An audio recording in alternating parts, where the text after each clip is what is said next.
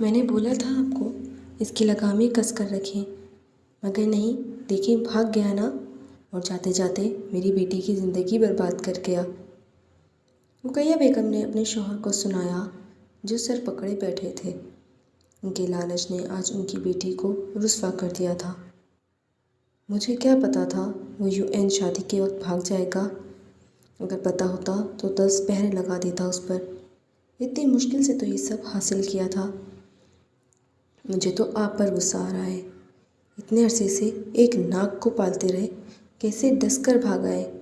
अब कौन करेगा मेरी बेटी से शादी? तुम्हें यहाँ शादी की पड़ी है, यहाँ मुझे ये टेंशन हो रही है, अगर वो अपनी मर्ज़ी से शादी करके आ गया तो हम क्या करेंगे? अगर वो यहाँ से भागा है तो ज़रूर उसे हमारी हकीकत पता चल गई होगी। अल्लाह ना करे ऐसा हो। अगर ऐसा हुआ तो हम तो कहीं के नहीं रहेंगे। यही तो सारा मसला है। बस दुआ करो वो अब कभी वापस नहीं आए।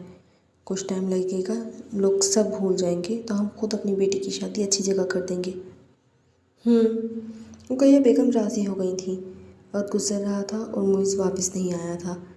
जो दिल में खौफ था वो वापस आकर सब कुछ उनसे वापस ले लेगा, वो भी कहीं दूर जा सोया था। मगर उन्हें क्या पता था वो एक ही बार आएगा। मगर अभी उनके आने का उनका वक्त था, मगर जल्दी वक्त ख़त्म होने वाला था। दूसरा सेमेस्टर शुरू हुए भी काफ़ी वक्त हो गया था। वो लोग जेन और जी आंटी के साथ जाना चाहते थे, मगर ज़ूब की तबीयत की वजह से उसने मौजूद कर ली थी और नेक्स्ट टाइम का प्रॉमिस भी किया था। रूटीन फिर से स्टार्ट हो गई थी। वो दोनों अक्सर ही घर लेट आते थे और आते ही अपने असाइनमेंट, घर के काम। ऐसे में यूनी की तरफ से ट्रिप अरेंज किया गया था और कैंपिंग के लिए सी साइड का प्रोग्राम बना था। मैं तो लाजमी जाऊंगी, थक गई हूँ इस रूटीन से। शूरेक में शूज़ रखते उसने मुझको इत्तला दी थी। अच्छा। अपना कोड हैंग करते उसने अच्छा कहने पर इत्तफा किया था। क्या अच्छा? तुम भी साथ चल रहे हो आई समझ? उसे उंगली दिखाते उसने वार्न करना ज़रूरी समझा था। अच्छा ना बाबा, देखते हैं। मुझे साफ उसे टाला था। देखते देखते नहीं है, परसों जाना है तो कल यूनी से शॉपिंग पर चलेंगे। अच्छा मेरी बीवी, चलेंगे। आप कुछ खिला दो यार, भूख लग रही है। वो बेचारगी से मुंह बनाकर बोला था, जिस पर वो कहकर लगाकर हंसी थी। अच्छा भाई, खिलाती हूँ मैं मजलूम को कुछ। हाँ, और कुछ अच्छा बनाना। सोफे पर गिरने के अंदाज में बैठते उसने हाँक लगाई थी। एक्सक्यूज़ मी, क्या कहना चाहते हैं आप? उसकी बात पर वो वापस पलटी थी और दोनों हाथों को कमर पर टिकाए लड़ाका औरतों की तरह उसने हाथ नचाया था। मैंने कहा कुछ ढंग का कुछ बनाना। ओह, मतलब मैं अच्छा खाना नहीं बनाती? आईब्रोज काकर उसने मुइज़ को घूरा था। उसने मासूमी से सर हाँ में हिलाया था। उससे बचने के लिए छलांग लगाकर सोफे के पीछे गायब हुआ था। इधर आओ, मैं खिलाती हूँ तुम्हें अच्छा खाना। वो गुस्सा होती उसके पीछे भागी थी। इधर रुको ज़रा, एक तो मेरा सारा खाना खाते हो और बोल रहे हो अच्छा नहीं बनाती। ठहरो ज़रा, आज मैं बताती तुम्हें। अच्छा, माफ़ी, मैं मजाक कर रहा था ना। उसकी स्पीड देखकर वो उससे पंगा लेकर पछताया था, जबकि उसके चेहरे के ज़ाविये देख वो कहका लगाती उस पर हमला कर चुकी थी। पूरे घर में उनके कहके गूंज रहे थे और वो दोनों एक दूसरे के आगे पीछे घूम रहे थे। यार, ठंड देखो ज़रा। सर्दी से कांपता वो उसकी तैयारी देख रहा था, जो कैंप के लिए सबसे ज़्यादा एक्साइटेड थी।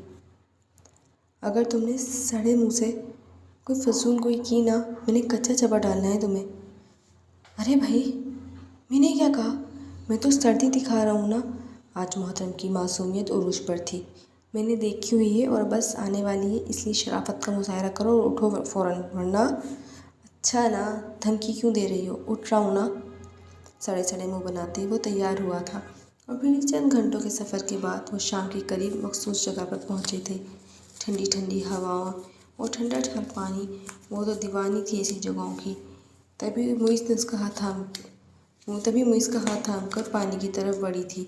शिया, जैक्सन, कम ऑन यार। दूर बैठे शिया और जैक्सन को उसने बुलाया था, तो इसके बुलाने पर उसका साथ शामिल हुए थे। सब ने अलग अलग कैंप बनाए थे।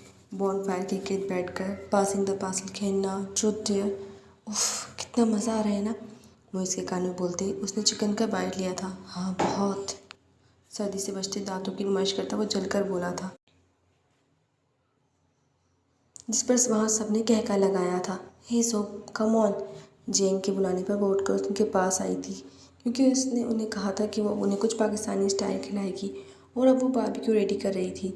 उन दोनों की वजह से उन लोगों ने जूस और सोडा रखा था। सारा सामान रेडी करके वो बॉन फायर के गिर्द बैठे थे। उन दोनों ने एक दूसरे को देखा था उस रात के गाँव मायने ख़ास माहौल में यूँ एक दूसरे को देखते हैं ना, कितना अनोखा एहसास था। चलो चलो डांस डांस। अबिंग के कहने पर वो सब एक साथ खड़े हुए थे और एक दूसरे का हाथ थामा था। मुझे नहीं आता ये डांस वांस, मुइज़ ने फ़ौरन से हाथ खड़े किए थे। मुझे आता है, मैं सिखाती हूँ ना।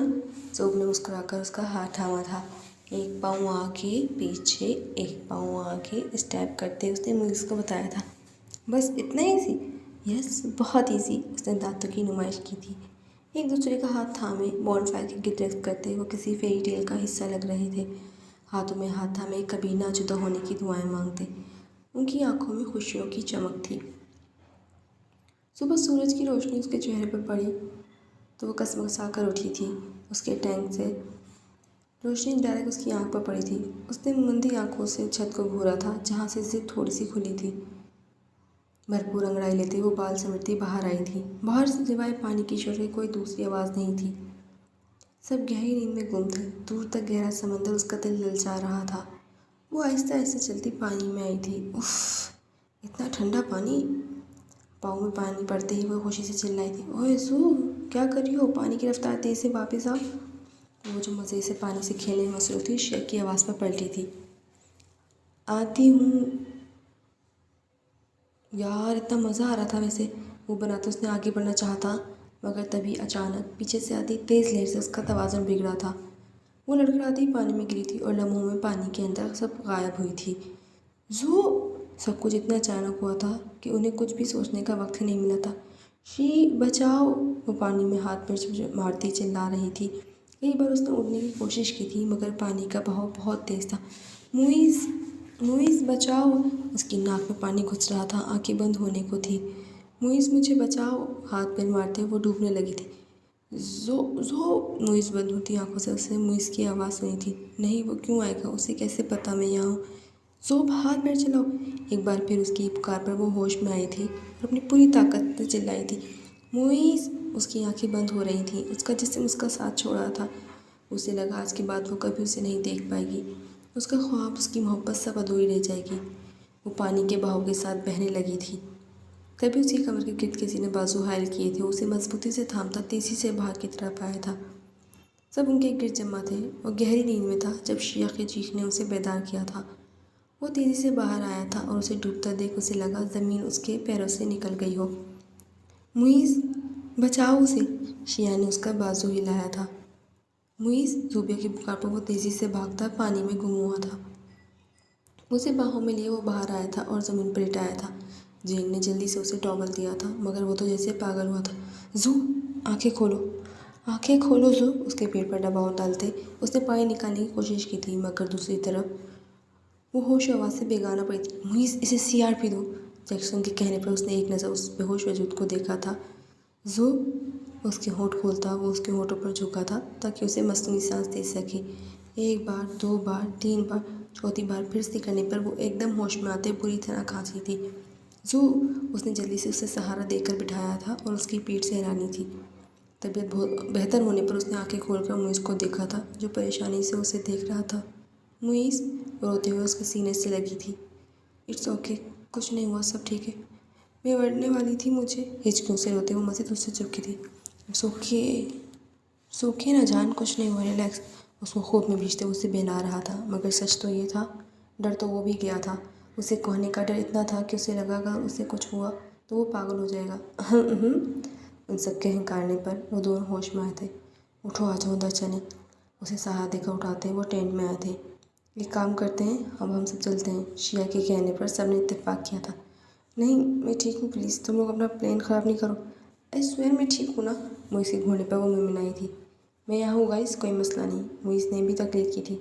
उन दोनों की ज़िद पर वो लोग रुके थे। फिर शाम को उन्होंने घर वापसी की थी। मुइज़ के बाहों के साथ में उसे कंधे पर सर रखे उसने सोच लिया था कि वो अब उससे अपनी मज़ीद फीलिंग्स नहीं छुपाएगी। आज के वाक़ये ने उसे हौला कर रख दिया था।